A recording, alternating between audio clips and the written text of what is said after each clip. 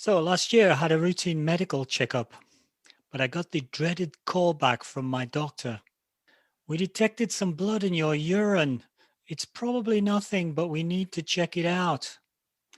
I explained to my doctor that I was training hard, marathon training, and surely it could be due to that, yes?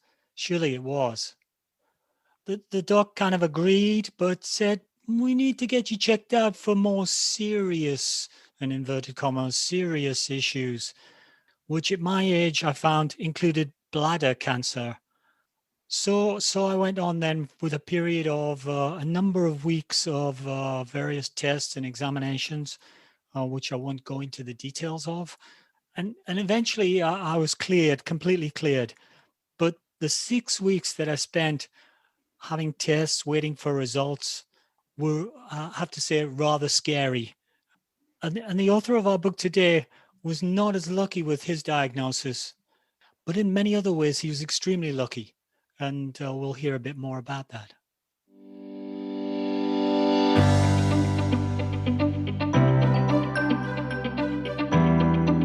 So, hi, and welcome to Running Book Reviews Podcast, where we review running books to help you decide if you'd like to read the book for yourself.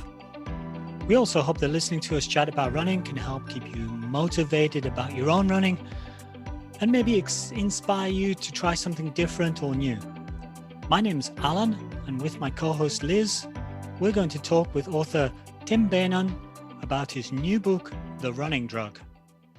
So The Running Drug is the story of how the author, Tim, discovered and fell in love with running after some sedentary years in his 20s, and then he received some unexpected news at the age of 40. At age 40, men in the UK are invited to get their first routine health check, but only about 1/3 of them go. Although Tim felt he was very healthy and didn't need a health check, he went anyway, and he was glad that he did. They found that his PSA level was elevated, and after repeated testing that confirmed the result, he was sent for further testing and diagnosed with prostate cancer. Tim was told that had he waited another 5 years for the next scheduled health check, his cancer may not have been curable.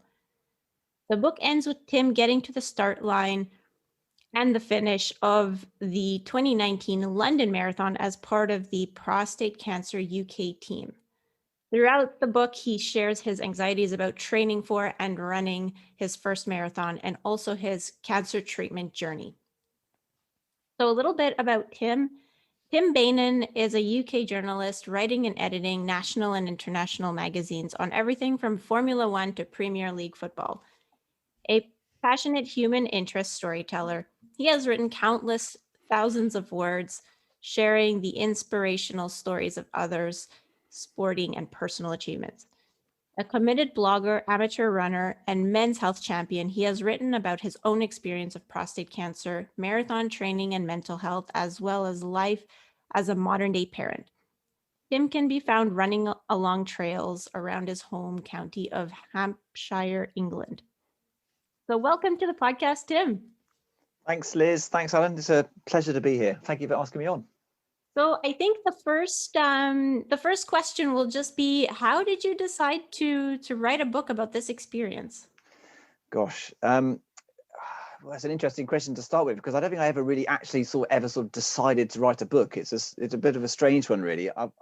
As you mentioned in your introduction, writing's always been a part of my life. I've always enjoyed writing. It's what I've done for a living for most of my life, and it's what I really enjoy. And the book and the idea for the book just sort of came about really after I was diagnosed with prostate cancer, and after I went through that experience, went through the surgery that resulted, and whilst I was recovering at home.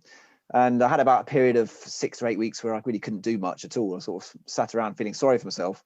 And I just decided to start writing about it all. And I never, ever thought at that point that it would end up being a book. I was writing it more just to sort of get it all out of my head and down on paper, as it were. And I started doing that, and then time went by, and thankfully I got better, and life continued. And I left it for months and months and months, just sitting there unfinished and on the hard drive of my computer. then I came back to it, and sometime later, reread what I'd written, and sort of thought, actually, maybe I could make something out of this. And then lockdown happened. This is a couple of years later, even, and finally, I did have time on my hands to finish it off. So I actually spent some time working on it and shaped it into the book that it ended up being. So it certainly wasn't something it's one of those, like many authors, you start something and then it takes years to finish because you don't ever seem to sort of sit down for long enough and finish it in one go. So it was something that took a fair bit of time, but started just from sort of a personal need to sort of get my own sort of emotions out of my head and down on paper. I suppose that's how it all started. Sounds like that's how it started, and probably the silver lining of lockdown is how it finished. I think that's definitely fair to say. I think the whole lockdown experience has been like that for a lot of people. I think people have found the time to do things that they might have been putting off or otherwise not had time to do. So I've ignored all the decorating and all the DIY that I should have been doing, and I managed to write a book instead. So I'm sure my wife would much more been appreciative of me actually fixing the house and the things wrong over there, but no, I sat in front of the computer and No. wiped out a book. That's perfect. Yeah. Somebody who's retired and whose house is gradually still falling apart and hasn't got repaired because he's out running all the time. I subscribe to the Tim Beynon school of activities. Good. Excellent. Excellent. We agree with that choice. I guess the first thing would be to tell us how you got into running, because you did say that like you played some sports when you were a kid, kind of like most kids, I guess, and then you were sedentary for 20 years. So yeah, it sounds awful when you say it like that, but it's absolutely true. And I think a lot of probably a lot of men in this country, in the UK, probably have a similar kind of relationship with running, especially those who've discovered it sort of as sort of the latter part of their youth, shall we say. But for me, at school, running was something you did in PE. It was something that our teachers told us we had to do. Cross country lessons during the winter when we had to, in the freezing cold weather in the West Country of England, thrashing our way across fields and being utterly miserable the entire way with my friends, trying desperately to get out of doing it, and hating every second of it. That's definitely my early memories of certainly trail running, cross country running, hating it.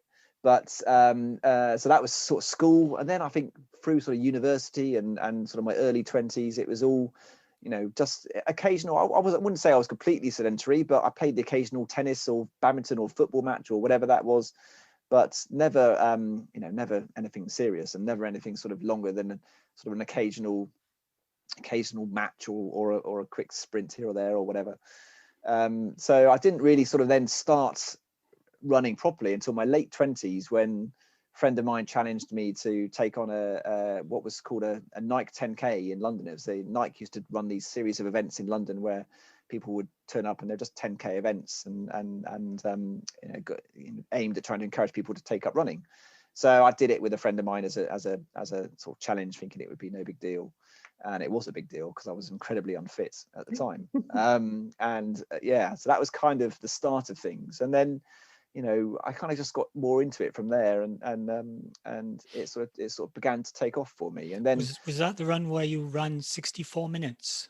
Oh, or was it later after that? Gosh, it was over an hour. So this was over an hour for 10K, and I think about that now. I think, gosh, that was terrible. I identified strongly with that because I think you said, finished in 64 minutes, and then when I got finished, I thought, oh, those 4 minutes. Yeah. I think I could get those 4 minutes off. And I'm thinking, here it comes. Yeah. I think that's kind of where everybody goes. Yeah. I think runners universally hate odd numbers, don't they? Anything that's slightly off. Like I'm the kind of person who'll run up and down my road 5 times to make sure that I clock up exactly on the kilometer on Strava or whatever. Oh, so you have a large dose of runner's OCD. I know. In fact, you refer to it, I think, in your book. Oh, I write about that. I've written about that before. Yeah. Runner's OCD, that's 100% a real thing. Absolutely. I should leave the podcast at this point and just leave you and Liz to chat. Because Alan, I'm a weirdo. I'm a self-confessed weirdo when it comes to things like that, OCD. Like I have to, when I go running, like I do a lot of the same routes. One thing is I always run them in the same direction. So most of them are circular routes, but I always run them the same way. Running them the other way would just seem wrong. I mean, that does seem crazy. That's crazy I talk. agree. Yeah, the Earth would spin off its axis, wouldn't it? Oh yeah. You If I start turn, the if I turn momentum going left, wrong. exactly. If I turn left instead of right, then that's crazy talk. So I wouldn't do Yeah. that. I know there was a day when our Coach Bill, he had decided that the long run loop that we do, we go to Il Bazaar, which is it's an island that's kind of beside Montreal, in Montreal. I don't know how you describe it. Low traffic area. Yeah, basically. but there's no traffic. That's why we train there a lot. And we always go in the same direction around the island. And there was one day, Coach Bill says, we're going to go in the opposite direction because, so that people don't get bored. And I was like, no, but you can't. And I found that whole run very much less enjoyable than it usually is. Oh, it's funny. It's a really weird thing, and I don't know. It's yeah. I mean, I have this thing where I go running and I run past this iron bridge on the canal that I run along, and I always have to stop and I have to put my hand on the part. This. I mean, I sounded like a proper weirdo now, but I put my hand on the metal bridge and I take a photograph. And so I've got this whole series of photographs of me touching this bridge throughout the seasons. And I don't know why I do it. I don't know. It's crazy when I talk about it out loud. It sounds bonkers. And I have another run I do where I run across a football pitch, and I always have to touch the goalpost on as I run past it. And I write about it in the book, but I was aware of this once, and I tried not to do it. So I ran past it without touching it. And then about 500 yards later, I turned around and went back and touched it and went back on the rest of the run. So Yeah, because you felt unaccomplished or something. yeah, I don't know. felt like There's something about it. something nagging away at me. So yeah, so there you go. I'm a proper nutter when it comes to that. Yeah, I occasionally get messages from my my co-podcast host saying, "Oh, Alan, when you wrote that sentence, you left a space before you put the period, the full stop afterwards. Could you modify it, please? I can't bear it." I think we can all relate to that. It's something in all of us, but I think runners in particular definitely have a touch of OCD about them. Definitely. Yeah, now we just have to answer the question, is it the running that creates the OCD, or is it because we're slightly, prone to that we get into running? I don't know. Oh gosh, we're getting we're verging on philosophy there now. I think that's becoming complex. Yeah, we can leave that for another day. Yeah, I think all runners have it, but Liz has a very large dose, and you seem to have a very large dose as well, Tim. Definitely do. So, in the book, at age 40, you get a paper in the mail saying, "Come for a health check." That seems to be a British health service type thing. So, given that a lot of our audience is in North America, perhaps you could explain that. What's all that about?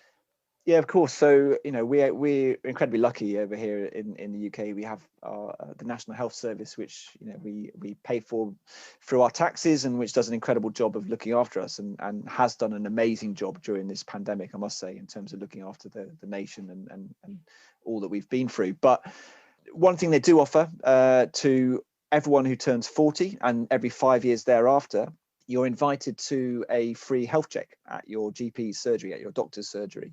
And it's essentially just a way through which you can go, and it's a bit like having a service on your car, an MOT we call them over here. And you go there, and they take a bit of blood. They talk to you about how much you eat and drink, and how inactive or active you are, and it's basically an opportunity just to sort of talk to your doctor a bit, and doctor to talk to you, and to sort of assess how your overall health and fitness is. I went because I'd had a conversation actually with my mum, who talked about we had a history of high cholesterol in our family, and my mum was concerned. She said, "You must go and get checked out, make sure your cholesterol is okay." I think she'd seen me like demolish a block of chocolate or cheese or something at Christmas, and said, "Right, got to go and get that sorted." So just to make sure, just to please my mum, I went and went to this health check, thinking nothing of it at all. I was in really, really good shape at the time. I just got a PB in a 10K I was doing a fortnight before.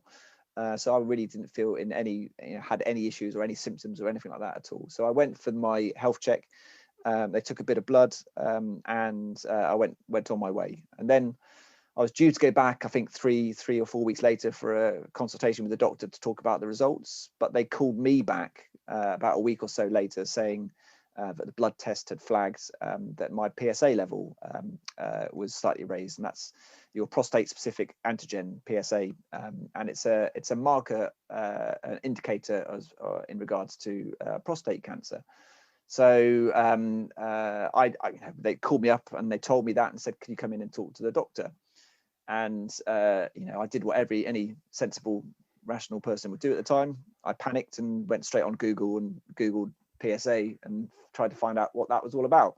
Consequently, totally, utterly terrified myself at the prospect of doing it. So, Google is not your friend when you're in that situation.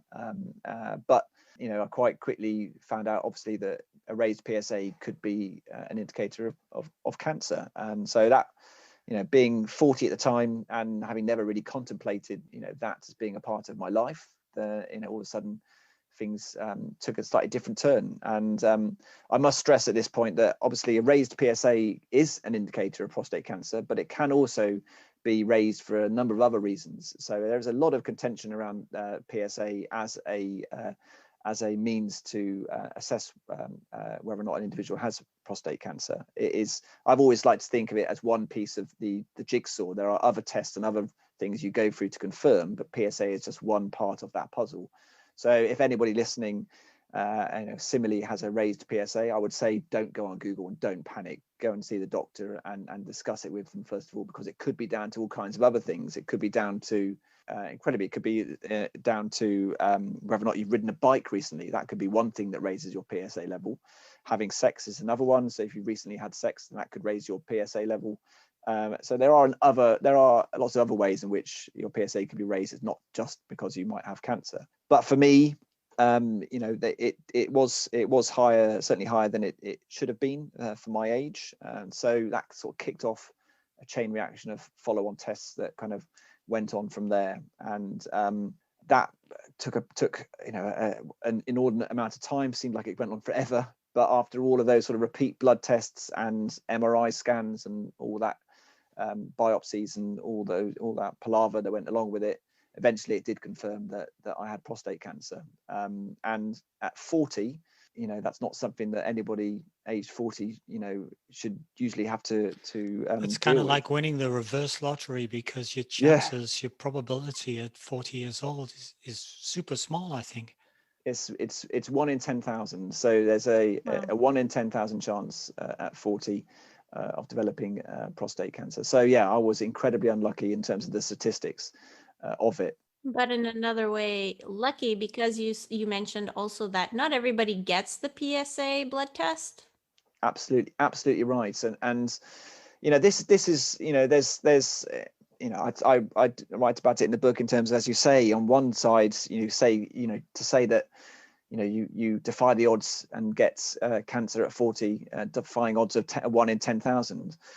Had I not gone for that test, had I not had that health check, and had I waited 5 years until my next invitation, until the NHS next asked me in, and again, I had no symptoms, nothing, externally or physically wrong. Had I waited that 5 years, then the cancer would probably have been incurable, and the doctor said I probably would have been dead at 50.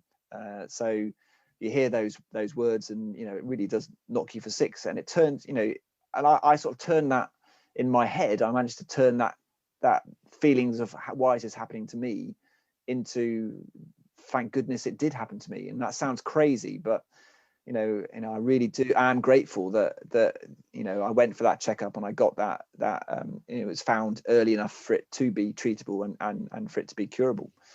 So I thank my lucky stars in that respect. And yeah, it's a strange one, because I really that messed with my head an awful lot. On the one hand, really struggled with dealing with the fact that why was this happening to me? Well, I'm only 40, got young family. This is something that men in their 60s and 70s should be dealing with, and 80s, and not people in their 40s. Why was this happening to me? And I really struggled with that. But the more it went on, the more time went on, and the more you come to terms with that, and you kind of realize, actually, thank goodness it is picked up. It was picked up at that point. And I must stress as well, and I've always been an advocate for the PSA test, in that, I believe that in this country, in the UK, there is no national screening program for prostate cancer, which I think is awful. I really think that should be, considering it's the biggest cancer killer of men in the UK. For there not to be a national screening program, I think is incredible. But I would stress that, I would always say to men in their 40s and upwards, you should know what your PSA level is. You should know what it is at whatever age that is, whether that's 40, 45, 50. You should know what your PSA level is, so that in later years, you can tell how much it's gone up. Mm-hmm. So and that's the crucial thing, it's how much it's gone up. That's the indicator of prostate cancer. Because there's no one, from what I understood, there's no one like specific number. Like if you're above this number, that's like a red light. It seems like it can vary a lot, and it really just depends on your own baseline. Is that right? Absolutely right. Yeah. And those figures vary a lot. And depending on which side of the Atlantic you are, they're different. So I know in America, and I'm not too sure about Canada, but in America, certainly the numbers quoted by the experts over there are different to the numbers quoted in Europe and in the UK. So it's something that men should be aware of, and should at least be aware of their own PSA level at an early stage, so that you can tell when you next get that checkup in 5 years' time how it has gone up. And if you're worried, then you're within your rights to get it checked out and looked at further. The PSA is a complex and very political debate amongst the cancer society. So now when we meet people at the running club, we're going to go, okay, so what's your 10K PR? They'll say, 42 minutes. Yeah, and what's your PSA? Yeah. Well, do you know what? And this my ambition for this book was never really not about selling books. It wasn't about making any money out of it. It was really about just trying to raise awareness of these things, of PSA and the importance of it, of the incredible impact that running can have on your mental health and your physical health and your general well-being, which is incredible. And I'm delighted to come on and talk about that, because it is an amazing thing, running, and what it can do for you. But my ambition was about really trying to make a difference to somebody, and anybody, and whoever that might be. And a guy at my running club, who actually the chairman of the running club, came up to me a couple of weeks back and said he'd read the book, he really enjoyed it, and incredibly, as if it was fate, the day after he read it, a note came through his door from a local charity in the town where I live that was offering free PSA checkups for men.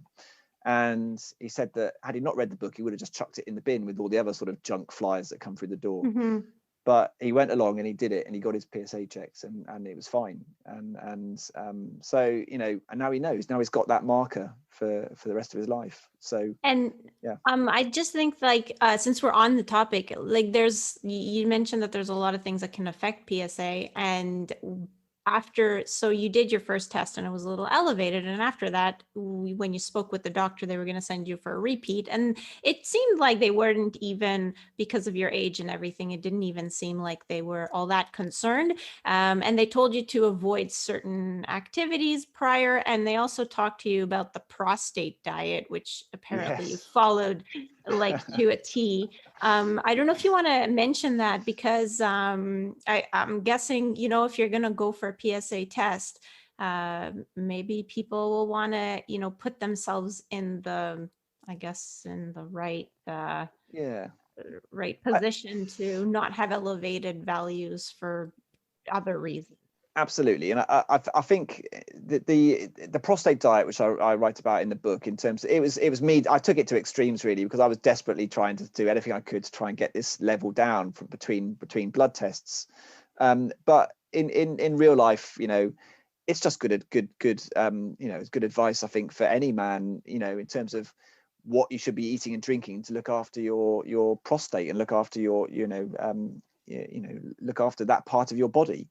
It's not complex, it's not difficult, and it's like the rest of a lot of sensible eating and healthy eating advice follows a very similar vein. It's things like eating a Mediterranean diet with lots of oily fish and olive oil and salad, and there are a few things that are exceptionally good for your prostate health. Things like pomegranate And I'd never eaten pomegranate seeds before, but there I was chucking them into smoothies every morning and making myself these insane smoothies with pomegranate in them. And green tea is another fantastic thing for prostate health. And being British, tea is a major part of my life, always has been.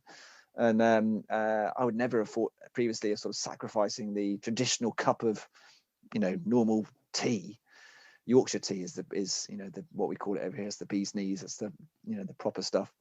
I would never have thought of sacrificing that for green tea. I thought, what's all this green tea? But I did. I switched to green tea, and I've never looked back. I still drink green tea to this day. But it's got, I can't remember exactly what it's got in it, but all kinds of incredible things in it that are generally good for you anyway, but particularly good for your prostate health. So I would say to any man reading this, a sensible diet. It's difficult. It's so difficult. When you're busy and you've got a family and you've got life going on and work.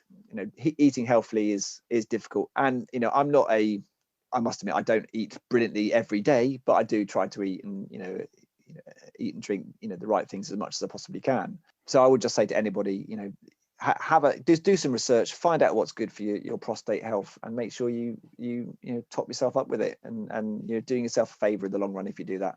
It might take a bit more time to make your lunches and evening meals and stuff, but it's worth it in the long run, I think.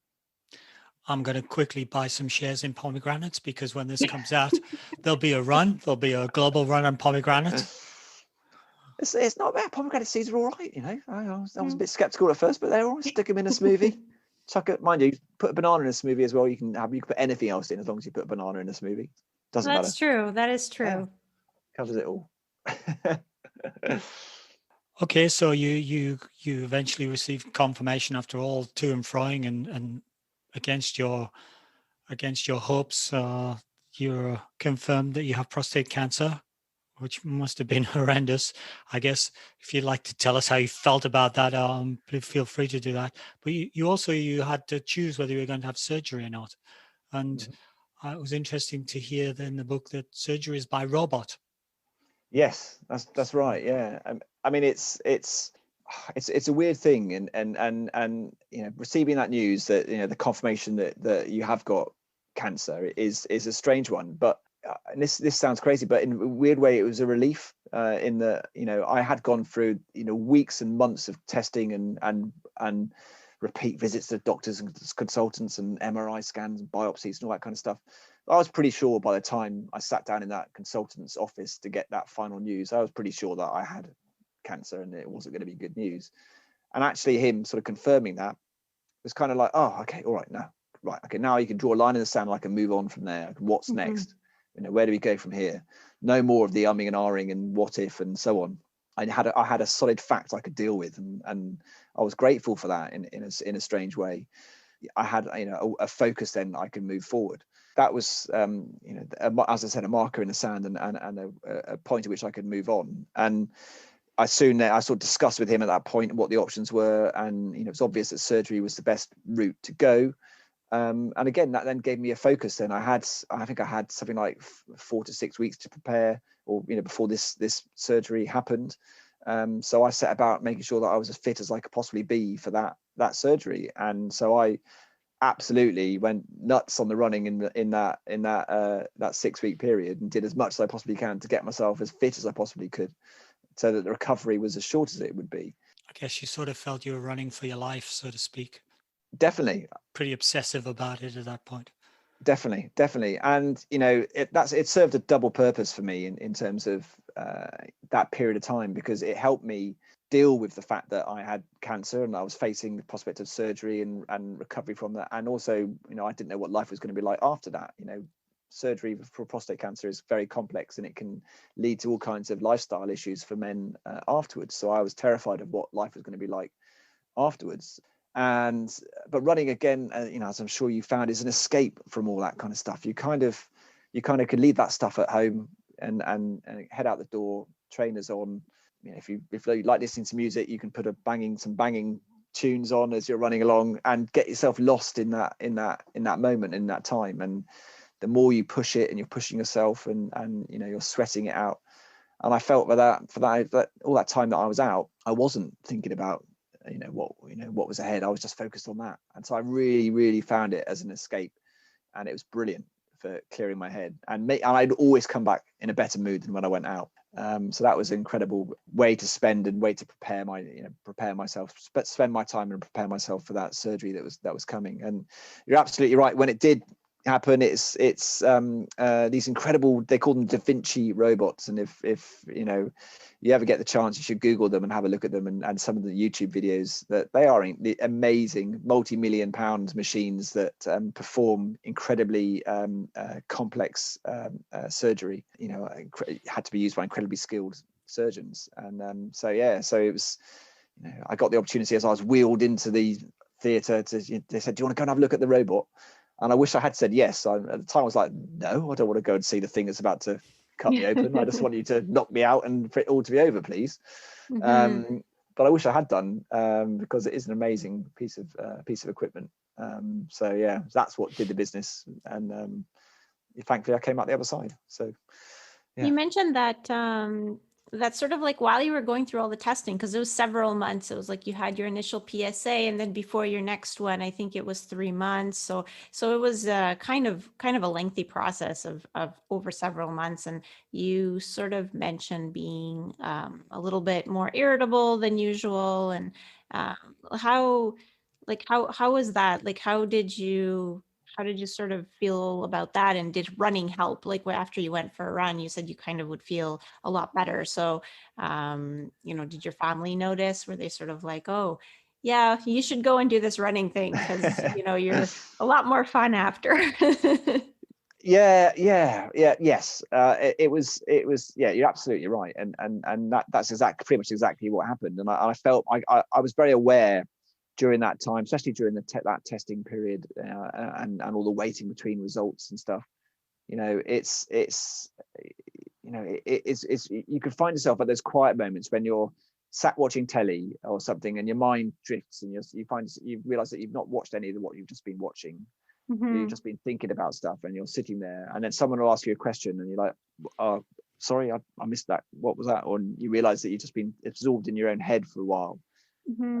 And you kind of get lost in that state. And so I kind of tuned out from family life for that time. And I know that I probably wasn't as interested in the kids as I should have been. They would talk to me about what's going on at school or what they're doing, and I probably didn't have the patience with them that I should have had. And likewise with my wife, and she'd be telling me what she'd done during the day, and I'd be there sort of lost in my own thoughts and not properly conversing. And I was very aware of that, and that was hard, and it was weird. And I felt at the time, I just felt weird kind of jealousy as well. I'd have of friends and other men my own age, and you'd go out in the car, you'd be driving around, and you'd see people walking down the street, and you'd think, he's fine. He's running around with his kids and playing football and having fun, and he's not worrying about this. And nor's that chap over there, nor's he.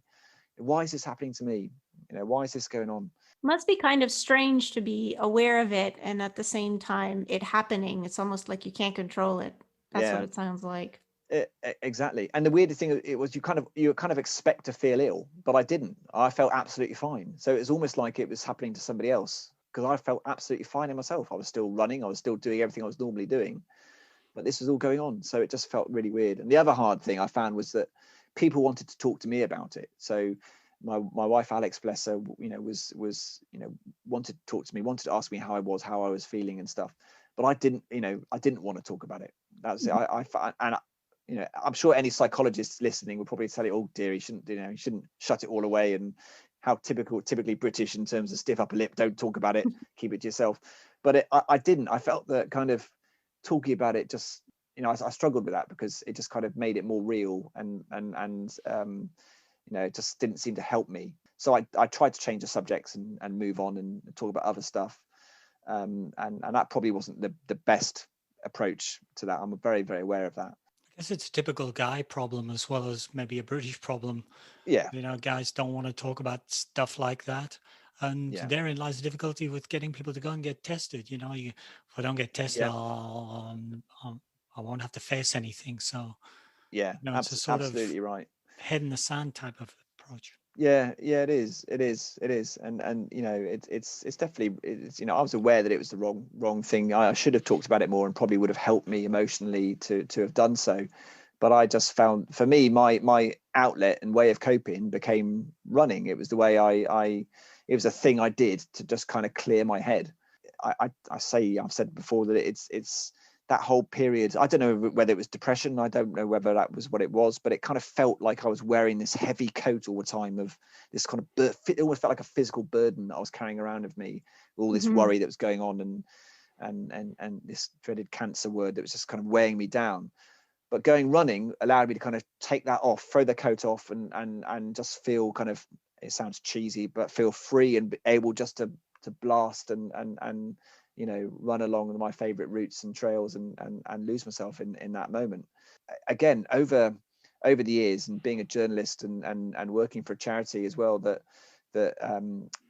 supports firefighters with their mental health when they face trauma. And in the charity I work for, they talk a lot, and we talk a lot about how physical activity helps deal with that. So I've written about that for years, in terms of how we've helped firefighters to deal with trauma through using physical activity as a means to support them.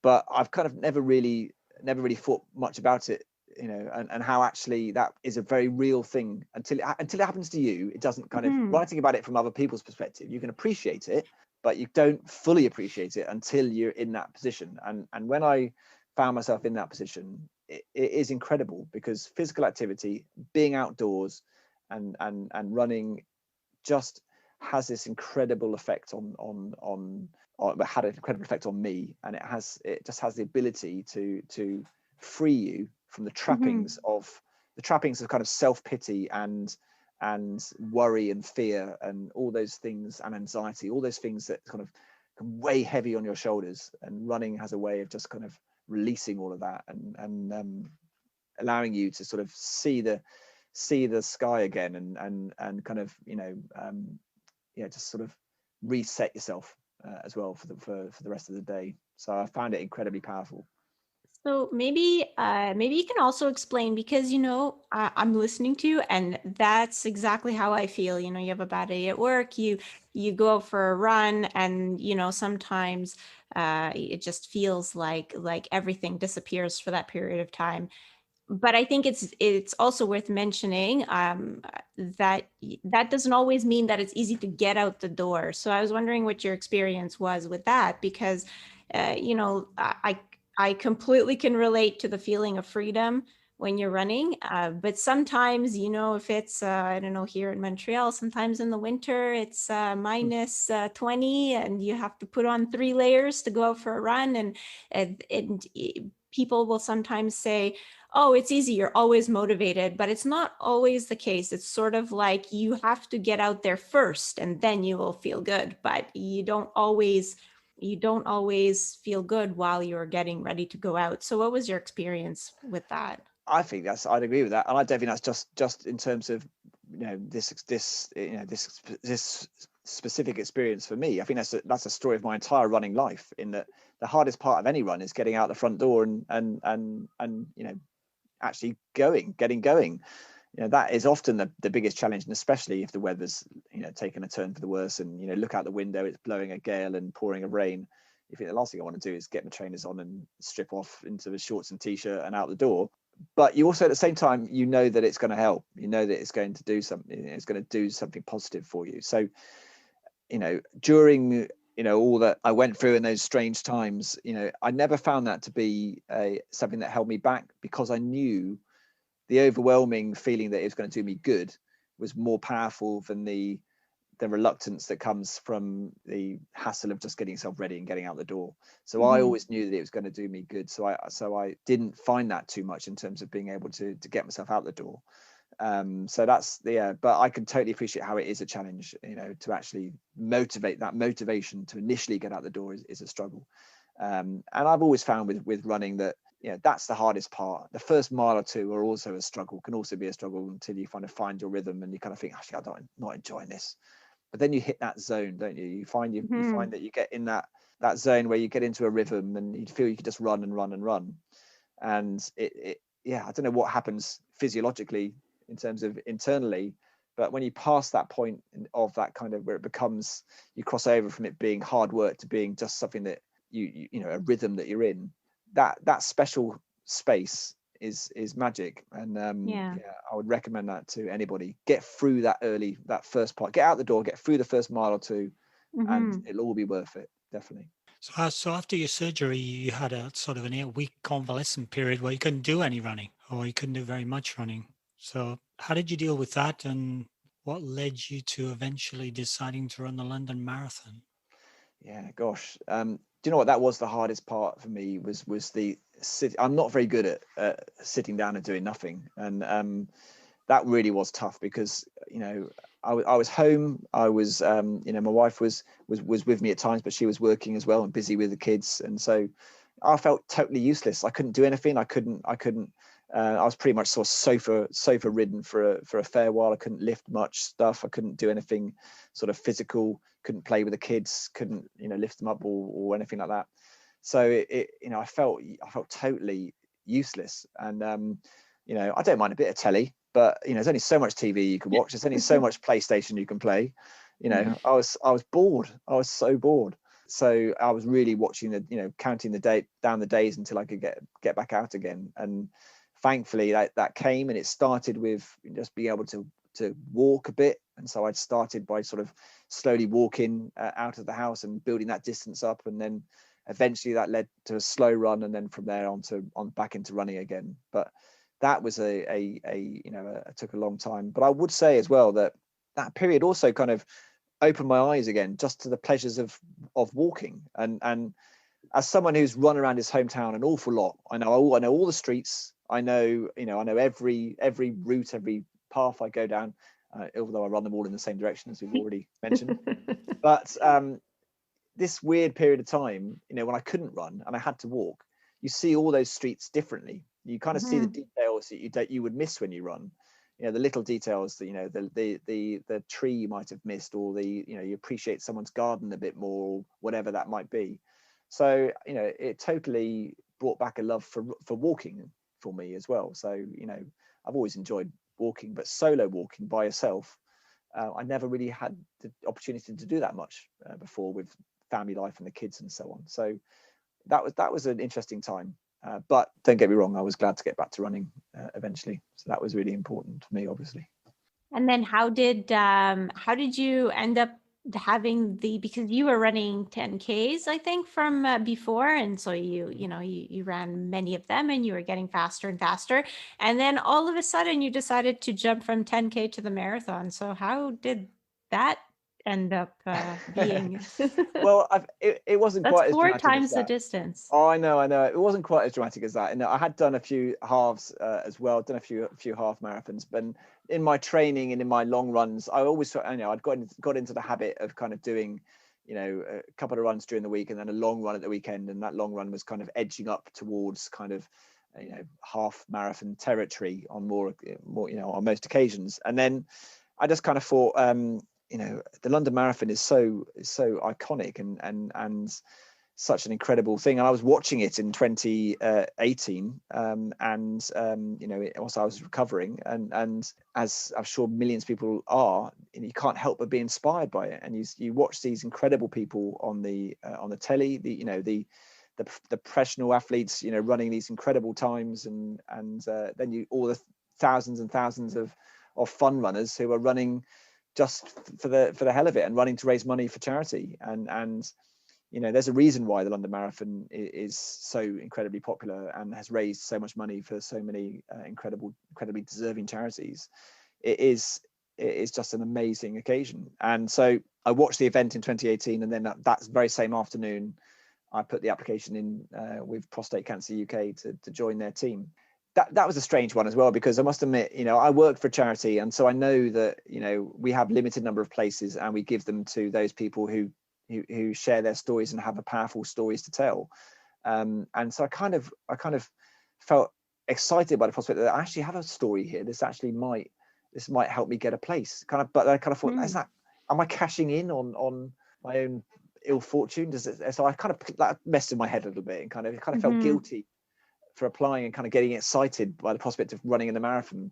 So that sort of messed my head a bit, but I got the place, thankfully, through Prostate Cancer UK, and it went from there. And what an incredible opportunity it was. It was something that had always been a dream. Always loved watching it on the telly, as I say, and then all of a sudden I had this opportunity to take part and do it myself. So it was, yeah, I leapt at the opportunity.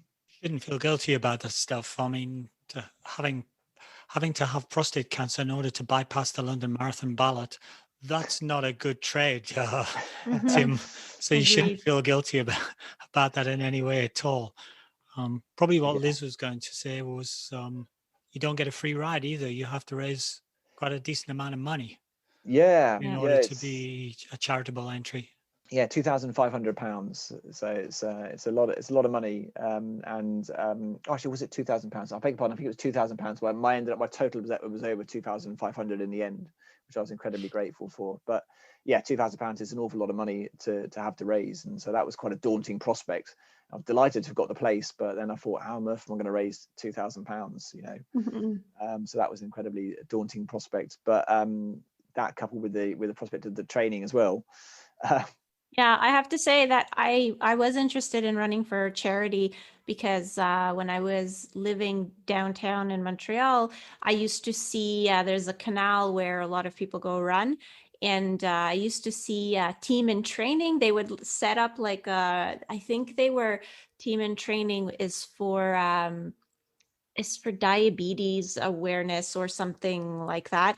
I might have that wrong, so sorry if that's not correct. I'm not really sure if they have multiple divisions doing different things, but anyway, I would see them and they would set up their little tables, little drink stations, and they'd be sort of training together, and it just looked like such a noble thing to do. And I figured, well, I'm a runner, I might as well use my running for something positive. But when I looked into it, I was a student at the time, so the prospect of having to raise, I think it's probably about the same thing. I think it was $2,000 or something, which is less than £2,000, but it was still like, from the perspective of a student that had like very little income, I didn't know what would happen if I couldn't raise it. Would I have to come up with the money myself? So I found that daunting. So the fact that didn't scare you away is pretty amazing.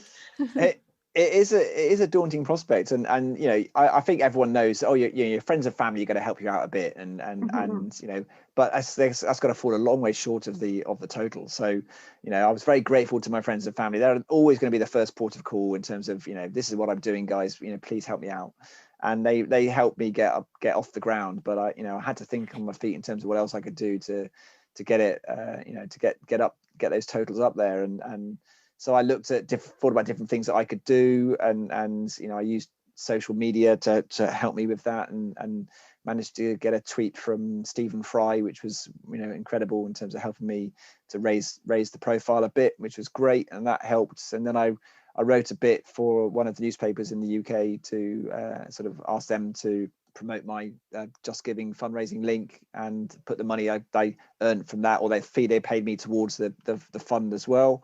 So it was, all these kind of things came together in the end, and I was able to meet that total and go beyond it, which was fantastic. So I was absolutely delighted with the response, and I must say, with the incredible things that people said and the kind words that people said, came back to me with.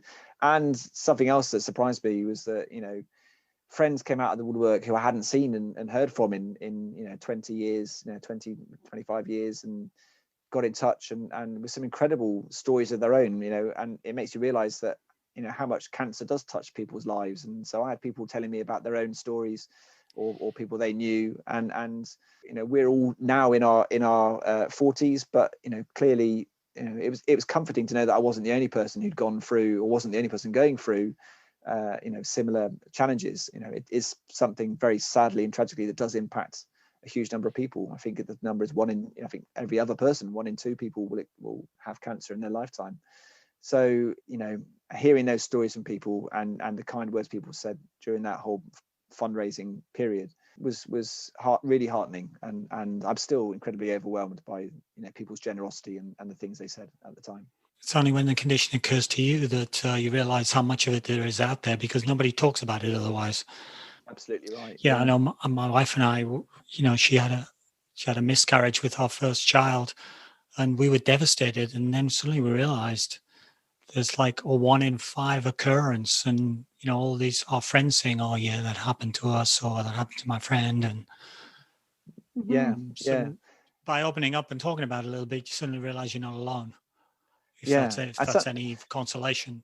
Sometimes it takes, doesn't it? It takes a tragedy, like you mentioned, Helen, and that's awful thing to happen to you and your wife, and sometimes it takes tragedy like that and events to bring the best out of others as well, and all of a sudden you find a closeness with others that you might not otherwise have had, because you share things that you might not otherwise have shared, and that that's a really important thing. Yeah, as a footnote, team in training, I just did some Googling while you guys were talking, and team in training raises funds and awareness towards a cure for all blood-related cancers. So mostly leukemia, I would guess, and those kind of things. So we don't get inundated by the So now we mailbag. didn't get it wrong. Yeah, exactly. Good. Thanks, Alan, for that Google search. So as part of getting ready for your London Marathon attempt, you decide you're going to you need to beef up, like all of us runner types. You're a little on the lean side, and you need to beef up a little bit. So you start a plank challenge. What was this all about? God. Oh my goodness me. Well, yeah. I mean, I've never had much core strength. I've always been aware that it's in my running in particular, that it's something that I need to work on. And basically, I'm lazy. Let's just be honest here. I'm just lazy. I enjoy running. I don't enjoy much else. So you won't find me in the gym. You won't find me lifting weights. You won't find me doing a huge amount of strength training and all that kind of stuff. So the end result of my laziness is that I don't have a great deal of core strength. I was aware of this during that training period, and I knew I had to do something about it. So it was actually my consultant I was chatting to about, and we were talking about some of the things that can help with with recovery, because you lose quite a lot of abdominal strength after surgery to your abdomen and sort of lower half. So I needed to do some strength training to help that side of things as well. So he said, well, why don't you just try planking a bit more? And there's lots of different ways you can do it. So he suggested, why don't you try a plank challenge? So I went home and looked it up and the kind of things you could do. And the whole idea was you start off at a minute, doing a standard plank for a minute. And then every day you try and add 10 seconds to it until you get to 5 minutes. If anyone has ever done it and tried to do a plank, those 10 seconds each day are the longest 10 seconds of your life. You could live forever by basically just trying to plank through your life. Yeah, it's like discovering a way of slowing time. Yes, it's I found myself trapped in this never-ending 10 seconds every morning. And it's impressive, because a minute to start is like a minute is kind of challenging, Yeah. Well, I would say to anyone, try it. If you're going to do 30 seconds, try it for 30, and then add 10 the next day, whatever that is. Just try to add 10 seconds each day. Oh my goodness me, it's tough. It really is tough. But my children found it hilarious though, because they would come in. I would do it in the morning just before the school They would be run. your audience for the plank challenge, would they? Oh my God, they found it hilarious. So there I was, just before the school run. I thought, right, I'm going to do this every morning at the same time. So there I am on the floor trying to do this plank challenge. And they're there sort of with a stopwatch counting it down. I reckon they deliberately counted slowly, to be honest. But they would count me down. But I would end each minute, every day, I'd end each minute like a shaking wreck, because you lose all, it's okay up until you get to that 10-second mark. But because the 10 seconds is pushing it that bit more, you your body ends up shaking, and you kind of end up sort of looking totally ridiculous, which my kids thought was hilarious. Yeah, but I got there. I got to 5 minutes in the end. And yeah, again, that is the longest 5 minutes of my life. They were making up for all that missed fun during those months when you were getting tested. So then they were having extra fun watching you do the plank. Yeah, that's right. Yeah, it was taking close-up videos and then promising to put them on TikTok or whatever. It's like, yeah, thanks, kids. Yeah, that's great. Thank you for that. And so what about the actual running? Because at that point, it seemed like you were running mostly 5Ks during your lunch hour, except for those weekly long runs. So how did you beef up your training to end up running a marathon eventually? So I think I did what most people do, and I tried to find a training plan that would sort of fit around the rest of my life, and found a sort of 16-week program that slowly built up, and the mileage slowly built up, and the intensity and the amount of running I was doing each week slowly built up as well. And for the first half of that program, it doesn't seem like that big a deal, and I found that really, really okay. It's only the second half of that 16 weeks that things really begin to ramp up, and those long runs become longer at the weekend, and the amount of sort of interval training and speed training you're doing and hill sessions, they increase as well, and it all becomes a bit harder. But I enjoyed every moment of it, and it was very tough in parts, and especially those long runs, they became increasingly challenging, but I loved it. I absolutely loved it. And building up that mileage, I could feel myself getting stronger. I felt my legs getting stronger. I felt my fitness improving. I could see it. The nerd that I am could see it in Strava as well, in terms of the statistics and all the different metrics that you get. So I could see it, quantifiably see the difference it was making. So that was great. And yeah, it was fantastic. It was an incredible experience. And my fitness has never been on that scale before, so I really felt like I was pushing my body to a point I hadn't done before, and it felt great. I loved it. In your book, you describe the tapering a little bit, the taper process, which is usually the 3-week cutback towards the actual marathon race. And of course, your thoughts turn to the marathon at this point. And thereupon, I discover a new word I haven't seen ever before, and that's paranoia. Paranoia. Yeah. Yeah. Oh my God. As a Brit, I thought maybe that's some sort of fear of Diego Maradona, Well, yeah. or something like that. But apparently not. It sounds like it's a cross between marathon and paranoia. Yeah. So, Absolutely. what's paranoia in the taper?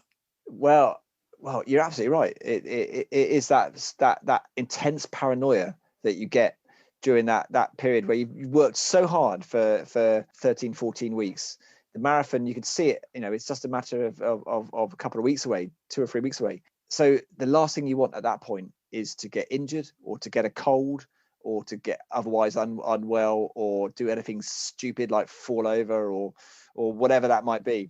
So I never expected that pressure and to feel like that, but I felt unbelievably paranoid all the time that something was going to happen, that Mhm. I was going to fall over on a run. The kids were going to come home with some kind of horrendous bug from school and give me some kind of lurgy that was going to knock me out for a week and derail my marathon, or whatever that was. And yeah, it was weird. It was really weird. So I found myself at one point going to a pharmacist, always looking at the shelves in terms of all the things I could potentially buy to stop me from getting ill. So I had like vitamins and other things and potions and whatever to try and fend off any lurgy from striking me down. So yeah, that was a weird time, very weird. But I have talked to others. I'm not alone. Paranoia is a real thing. I have heard others talking about it as well. I guess the thing that I have is I always feel somehow injured. Yeah, In the week leading I think up, it's a psychosomatic. Suddenly, all of it may be you you're feel all winding your sore. muscles down a little bit, and they're tensing in different ways. But always seems like you develop some sort of funny feeling in your Achilles tendon, and my left knee isn't really working the same way it's supposed. My shoulder seems a bit. I think yeah. it's probably one version of paranoia. I think you kind of convince yourself you're not going to finish it as well. I think you kind of think something's going to go wrong, isn't it? I'm bound to. So I'm going to get something's going to happen. I'm going to get I don't know something. I'm going to on walking to the bus station or something, on the train station. I'm going to twist my ankle or something like that. It's kind of have this kind of intense paranoia that something is going to stop you from finishing it. So it's a strange one. So actually getting there, actually getting to the start line felt like an achievement before you'd even run anything. So it's like, oh God, I'm not poorly. I'm here. Thank God for that. We always talk about 2 victories with marathon prep. We talk about victory number 1 is to be standing on the start line.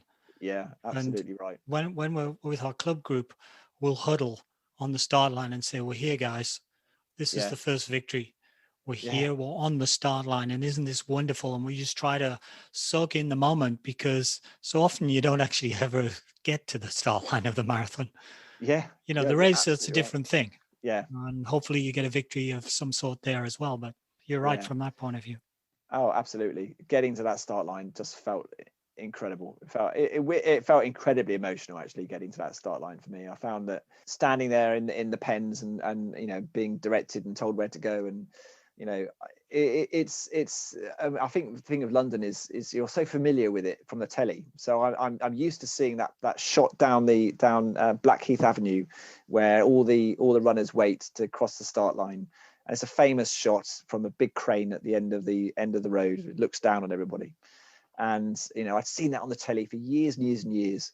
And there I was, standing there as part of that crowd, waving up like a lunatic at the crane, miles away.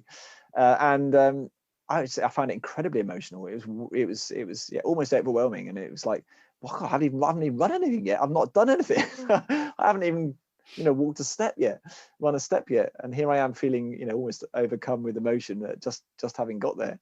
So yeah, I completely get that.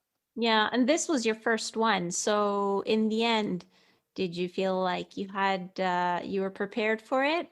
How was your experience for your very first marathon? Yeah, it was great, thank you. I mean, I certainly felt well prepared for it. I felt like I was in good shape when I got there. I wasn't poorly, which is a bonus. So I got there and I felt in good shape, and I was really happy with how it went. I kind of, the first sort of 20 miles pretty much went to plan in terms of pacing and what I wanted to do. I was hoping to get, I was hoping for 4 hours is what I was hoping for. And I was sort of definitely on track for that, up to about 20 miles, and then Pretty I standard. Yeah, that's how it works. Mm. yeah, and then I definitely hit the wall, as they call it, at about sort of mile 21ish, I think, which is when just after you come out of sort of Canary Wharf area in London. Was that a completely new experience for you? Yeah, it was really obviously I'd heard about it. Mhm. I didn't expect it to happen to me. I didn't know what it would feel like. But it is a very real thing. It's just your legs turn to lead. It's like dragging around two tree trunks rather than Yeah, two legs. I describe it as somebody flicks the off switch, basically. Yeah. Oh, it was so Yeah. weird. And I at one point it was I thought, gosh, this is too hard. But you don't stop. You just keep going. And I'd been relying on my own sort of energy gels and things that I'd taken with me, and there I was grabbing handfuls of jelly babies from the people on the side of the road, just trying to sort of give myself some sugar to try and get myself going again. Yeah, that was very hard, but you just keep going, don't you? You just get your head down and you keep going. Yeah. And of course, like at that point, you only had 6 miles left. So, it happened at, I guess, the right time, because Yeah. sometimes you can hit the wall at, there was one time I hit the wall at 15 kilometers, which is probably what, 8 miles. Oh, Wow. the rest of the race is very long. Yeah. But it wasn't, I would think I was overtrained, not undertrained. I started Yes. like already kind of fatigued, and I hit the wall really early, and it was the longest marathon of my life. Wow. Wow. So, Yeah, well, when you say it like that, I'm glad it was just 6 miles, because that would have been horrendous. But goodness me, oh, poor you. It yeah, I was think yeah. your experience was probably I think that's what you would hope for, right? In Yeah. in terms of marathoning. Yeah, I mean, I think I remember looking around at others at that point, and I definitely wasn't alone. You can tell Mhm. people were struggling at that point, and you can see it in their faces. Really, really, struggling. And yeah, I think it's about mile 22, and actually, I spotted my family just on the side about that point. And oh gosh, was that the lift I needed at that point? It was amazing seeing them and having a quick hug, and then off you go again. And goodness me, that was the boost I needed, and that sort of fired me off towards the finishing line. So yeah, so anyone hitting the wall, make sure you've got, just park some family around At that the point wall marker. at the wall marker, and they'll help you along, definitely. It could be a small business opportunity there, hiring out family members. That's right. Do Yeah. you need a family to get you through the last 5 miles of your marathon? That's right. I'm tempted even next time just to put cardboard cutouts of them at various points along the course. So they're always there. So after that experience, what happened at the finish line? Did you say never again, or did you start planning your next marathon? Do you know what? I don't ever remember saying to myself never again. I don't remember thinking that to myself. I don't remember why, and it's weird. I don't remember what I was thinking at that point in time. I remember being absolutely overjoyed at sort of rounding the corner. You round the corner at the top of just before you get to Buckingham Palace, and you come down the Mall, and you can see the finish line, and you've seen it again. You've seen it on telly all the time. You know what it's like, and so it's just an incredible feeling of accomplishment and happiness and overjoyed and crossed the line. Yeah, it's almost overwhelming at that point. It was amazing, and I definitely wasn't mentally planning the next one at that point. I was just kind of glad to have finished, glad to have done it. I wasn't bothered about the time. I finished in 4:20 in the end, and so I was way off what I'd hoped for, but I wasn't bothered in the slightest. I'd finished, and so I was overwhelmed at that point and more than happy. And yeah, to have that medal round my neck, it was what I'd set out to do. I did think at that point, as I was kind of walking that sort of long journey after you've got your medal, they sort of funnel you down the rest of the Mall and out into Trafalgar Square. And I was kind of walking down there at that point, and that's when you kind of start to think about it and you think, gosh, yeah, kind of thought back as to all that had gone on the last sort of 16 months before that. And you just, at that point, you kind of think, oh, that's when it kind of sunk in properly as to what I just done. So yeah, it was an emotional time. It was incredible. Yeah, I guess 16 months ago when you've got your diagnosis or your operation, the transformation to be at the end of the London Marathon, to be a finisher on the London Marathon must be incredible. Yeah, it was. Finishing any marathon when you're a fully fit individual in the beginning is an incredible feeling, but for you, it must have felt like you were reborn.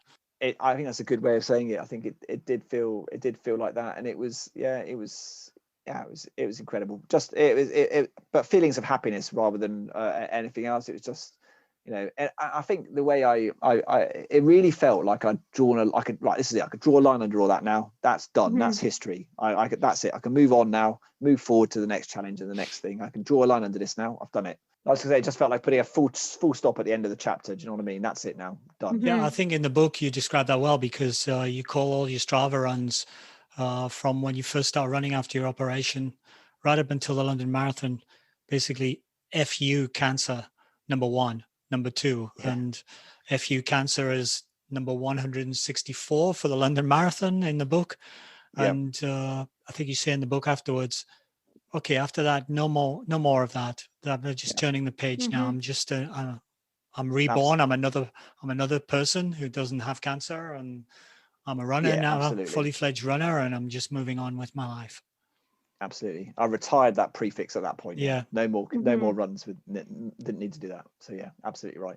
And so you did something new afterwards, because up until then you had always trained on your own, and you decided to join a running club. So how did you decide to join a running club, and what kind of benefits do you think you're getting from that experience? Oh, what an incredible thing that has been. And I decided to join, actually my wife had joined the running club before me, and so I joined as well, and I don't know why I hadn't done it sooner. It's only when you join a club you think, what have I've been missing out on this for so long. Why haven't I done this sooner? It's an incredible experience, and I'm very grateful for it. I mean, I run routes now around my local neighborhood that I've never run before. You experience things you wouldn't otherwise do. I'd never normally take myself to an insane hill and run up and down it 10 times in an hour, but when you're with a group, you do, and you feel that sort of peer pressure to keep going, and you do it. So that kind of variety in my running has improved incredibly. So I do much more hill training, speed sessions, intervals. We do a Wednesday night at the track as well. So all these kind of things that were alien to me before, but joining the club has opened my eyes up to that, as well as to other options for other competitions. So trail running has become much more significant part of my life, and local events and competitions and things like that, which otherwise I wouldn't have even known existed. I would recommend, if you enjoy running and you kind of want to take it to the next level, you've got to join your local running club, because they know more, they know it inside out and backwards, especially your local area and everything that you can get out of your local area. And so it's been fantastic. I definitely recommend it to anybody. And what would you say to those people? Because I have like a colleague at work who wanted to join a running club for long runs and things like that.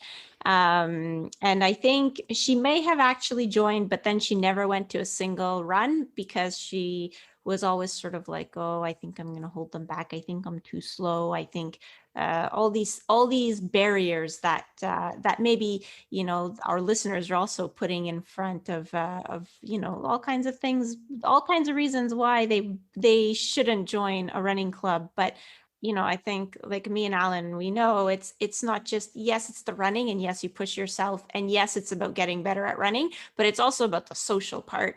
But it's just to try and convince those people that it can benefit them, and there's no real prerequisite. So what would you say to people that are sort of on the fence and that are always finding reasons not to join a running club? I think very simply, join. I think you absolutely should. And I think running clubs across the world, no matter where you are incredibly inclusive organizations and environments in which you can thrive, whatever your skill level and whatever your experience and whatever your speed or whatever that might be. And I think most clubs, the best clubs will welcome you regardless of your experience or your level or how you perceive your own running, because what they want to help you to achieve is for you to improve and to get more out of your running at whatever level that might be. And I'd say 90% of the sessions that we run at the club aren't based on, you don't have to achieve a specific time or a specific speed. It's entirely based around the individual. So you push yourself as much as you want to push yourself. You're not racing against other people. You are in a group of individuals who are each pushing themselves as much or as little as they want to.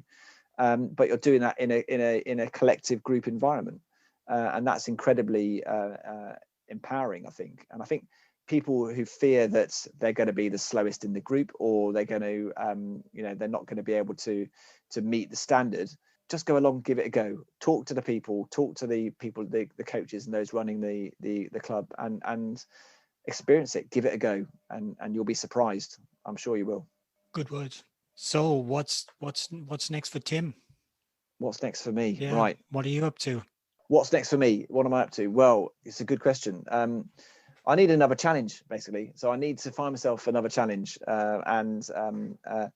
Now that we're out of lockdown and things are coming back to normal, I'm keen to find that challenge. I don't know what it is yet. I'm tempted with the idea of an ultra. I would like to do one. So how extreme that is, I don't know, but I am tempted. I read an awful lot about it, and I talk to people in the club who have done them and are keen ultra runners.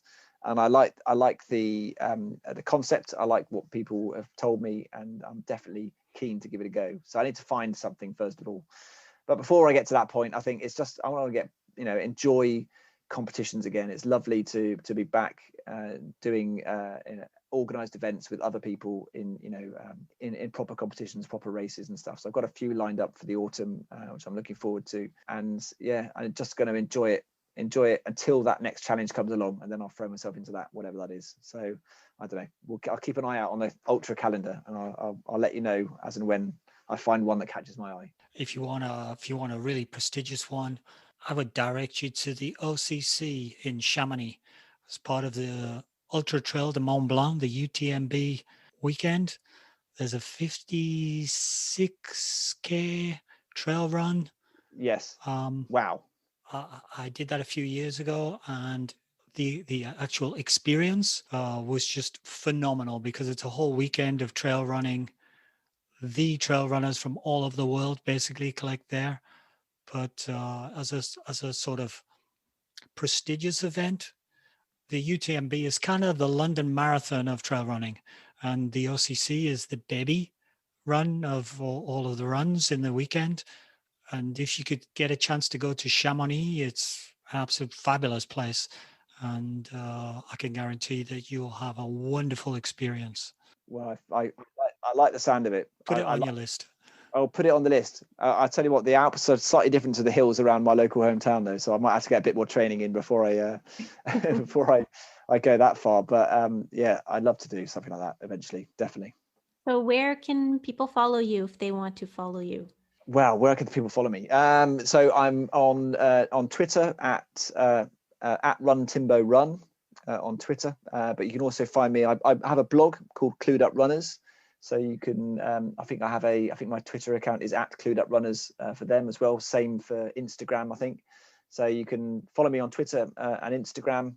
And then also the blog is at clueduprunners.blogspot.com as well. So if people want to get your book, The Running Drug, which gives a much more detailed version of what we've been talking about, what's the best place for them to get their hands on a copy, or their virtual hands on a virtual copy? Well, the best place to go is Amazon. The book's available through Amazon in paperback and ebook. And yeah, that's the best place to go. The only place to go, in fact, I think. So head to Amazon.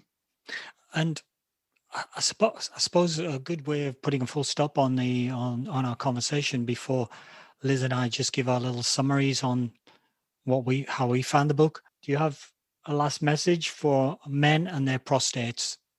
For men and their prostates, I would say get to know your prostate. I mean, that sounds like a strange thing to say, but I'd say to all men, just know a bit more about your own health and your own well-being and your own prostate in terms of how to look after it, and then what your PSA level is as well. If you haven't had your PSA, if you're over 40 and you don't know what your PSA level is, I would definitely advise finding out, and that will help you to establish a benchmark which you can look at in later years. So get to know your prostate. That would be my advice on that front. Great stuff. I think we should probably also mention that the proceeds from the book, I believe they go to Prostate Cancer UK charity. That's right. It's Prostate Cancer UK. Yeah. So yeah, percentage of the profits from the book I'm donating to Prostate Cancer UK, who were an incredible charity who helped me out hugely during my experience, and they're a very deserving charity, and so it was a pleasure. It's just a small way I can give something back. So yeah. Great. So in summary, just a couple of points on the book. It's very easy to read. It's incredibly good humor, given the crisis situation it deals with in the beginning. It's typically British from that point of view. Things are going wrong, but the sense of humor is still there, and some of the references are fantastic. I would warn our North America readers that there are occasional English terminology references that they may not understand, but they're very few and far between. Terms like Todger, I'm not sure whether that's a North American term. Peter Crouch, I'm not sure if that's a North American non-personality, but we all know us British origin chaps know Peter Crouch on soccer aficionados. And there are a few like that, but for me, it was nice to see those versus the usual Americanisms. There's some fantastic messages in the book on the benefits of running on your overall well-being. Not only your physical well-being, which is kind of obvious if you can sludge through the beginnings of learning to run. The physical is kind of obvious, but just the mental and psychological support that being able to run and run regularly gives you. There's some great messages in the book, well described, and you touched on them a bit in our conversations.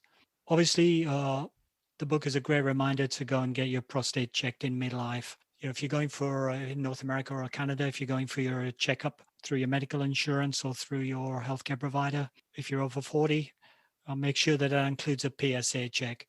They can just add that to the list of blood work that, they're checking they're checking your cholesterol, to make sure they're checking your PSA at the same time. If you're 40 or young on the younger side, your doctor might not think to just put that on. And what we've seen from your example is it can save your life. We would hope that you will be one of the 9,999 people for which it will be irrelevant, but why wouldn't you do that? So that's my thoughts on the book. In addition, I guess I would also say that the book doesn't pretend to give medical advice. but it can provide some comfort to others who are facing a cancer diagnosis. Because Tim discusses waiting for test results and how this sometimes affected him, even though he didn't always realize it. It would only be afterwards that he noticed that he was maybe more irritable, or that the stress was affecting his run training. So those kinds of things are pretty universal messages. It's an easy read. It's not medical. There's not a whole bunch of medical terminology like in some physiology of running books. They'll have a lot of specific terminology. Tim doesn't use any of that. Very understandable. He even things like PSA. We discussed it during this episode. We just said PSA and only kind of glazed over it. But in the book, he really kind of describes how it's a very complex blood test. I mean, not the test itself, but the results. It doesn't, a high PSA doesn't necessarily mean that it's cancer. A low PSA doesn't necessarily mean you don't have it. So he tries to into easy to understand terms. So that's good. And even the complexity of getting a diagnosis and his journey with that, because it was several months, and so he tries to sort of make sense of all of that, and the complexity of the human body, and how it's not straightforward. Even though sometimes when you're waiting for a diagnosis, you wish you could just have that diagnosis, but in the book, he really acknowledges that it's not always that easy. And, doctors, they have to go through certain steps, so they won't just kind of rush into it. So good job on that. And I guess other than that, I mean, I'd echo what Alan said in that it's very easy to read.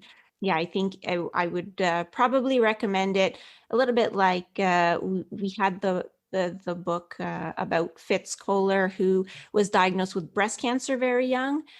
So this is a little bit like the men's version of that. Yeah. So it's sort of you can read about somebody else's experience, and that experience won't necessarily be yours, but Tim does mention that it wasn't an easy one. So sometimes that can give you a little bit of comfort in knowing that there are other people that have gone through difficult things. So thanks, Tim. Mm-hmm. Absolute pleasure, guys. Thank you ever so much for having me on. It's been fantastic. I really enjoyed it. Thank you for listening to another episode of Running Book Reviews. A big thanks to Tim Beynon for providing review copies of the book and for spending time with us today. If you'd like to leave us feedback about how we can improve the podcast, or you'd like to suggest a book that you'd like us to review in a future episode, please leave us comments on our social media. We are Running Book Reviews on Facebook and Instagram, and on Twitter we are reviews_running. Also, please remember to follow us on social media to find out about new episodes as soon as they are released. Or of course, you can just subscribe to the podcast on your favorite streaming platform. That's all from Running Book Reviews. Bye for now. Bye.